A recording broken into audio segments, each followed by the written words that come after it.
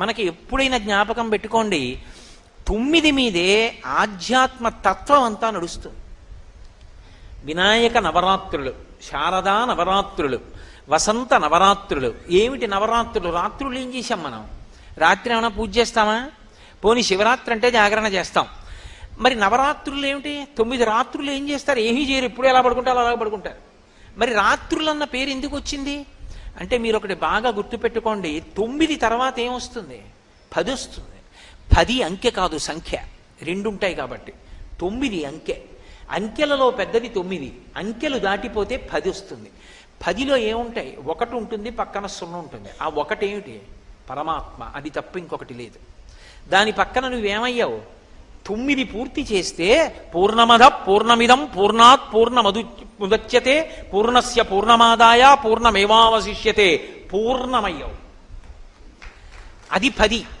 9 చేస్తే 10లోకి వెళ్ళిపోతావు. ఆ 10లోకి వెళ్ళిపోవడానికి 9 చెయ్యాలి నువ్వు. పూర్ణత్వం పొంది 1 పక్కకి వెళ్ళిపోతే, 0కి పక్కన 1 లేదనుకోండి, విలువ లేదు. కానీ 0 0గా ఆధ్యాత్మతత్వంలో గొప్పది. అప్పుడు సంఖ్యలలో మొదటిదాని అయిపోతావు, 10 అయిపోతావు, 1 పక్కకి చేరిపోతావు. అలా చేరిపోవడానికి నవరాత్రులు. మరి రాత్రి ఏమిటి? రాత్రి అంటే చీకటి. చీకట్లో ఏమవుతుంది? సత్యాసత్య వస్తు వివేకం పోతుంది. అది తాడో తెలియదు, పామో తెలియదు. దీపం వచ్చిందనుకోండి తెలిసిపోతుంది.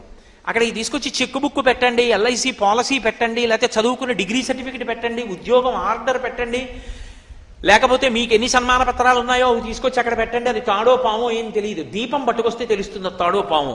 అలా 9 రాత్రులు అన్న మాటకు అర్థం ఏమిటంటే, చీకటి, జన్మ పరంపరల యందు ఉన్నటువంటి అజ్ఞానం అనేటటువంటి చీకటి పోవడానికి 9 రోజుల ఉపాసన 1 పక్కన 0గా పూర్ణత్వంలోకి తీసుకెళ్తుంది.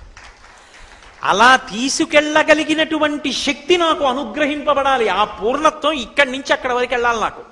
పూర్ణము అన్న మాటకు అర్థం నిండుగా ఉండుట. అందుకే మనకి సనాతన ధర్మంలో లేదు అన్న మాట వాడరు. లాకి ఏత్వం ఆ ఇంట్లో తెలియదు అంటారు. ఏమైనా అడిగితే ఒకవేళ నిజంగా లేవు అనుకోండి, నిండుకున్నాయండి అంటారు. మంగళప్రదంగా చెప్తారు. అయ్యా మీ ఇంట్లో కొద్దిగా ఉప్పు ఉంది ఏమిటి? ఉప్పు అసలు లేదన్న మాట వాడరు. అయ్యా మీ ఇంట్లో కందిపప్పు ఉంది ఏమిటండి అన్నారు అనుకోండి, అయ్యో నిన్ననే కందిపప్పు నిండుకుందే అంటారు. నిండుకుందే అంటే లేదు అన్న మాట వాడకుండా, నిండుకుంది అంటే కందిపప్పు లేదు అని ఇంకొకలా చెప్పినట్టు తప్ప అమంగళకర వాక్కు ప్రయోగించరు.